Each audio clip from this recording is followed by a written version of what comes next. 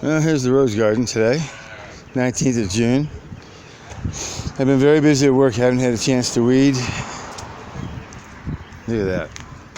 More than likely you're going to have my guy who cuts my lawn pay him to go ahead and weed this for me. I just don't have time with the new promotion.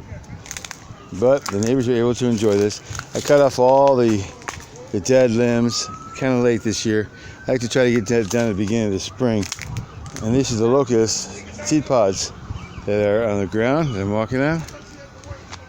Look at all that. All that. Just beautiful.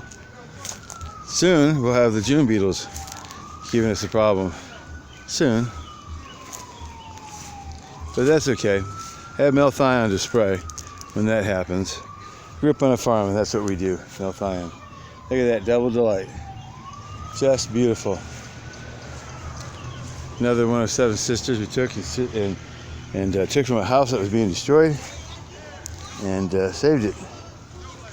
And there's 4th of July. Just absolutely beautiful. And there we go there, 7 sisters. I had to stake a few things so they wouldn't chop up my rose bushes that are trying to make a living.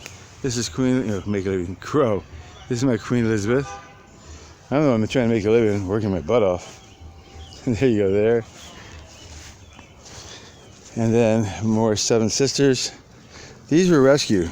Both of these were rescues because we knew that the vehicle was going to slaughter these by trampling over them and took the houses down. And just look at this.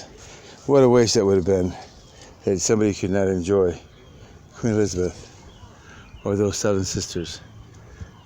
And all these neighbors are able to enjoy this rose garden.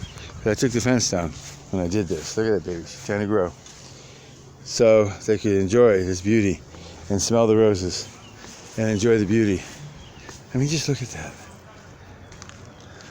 So, some more work to do in this one. I ate some Miracle-Gro in here, and I'll have time in a few days.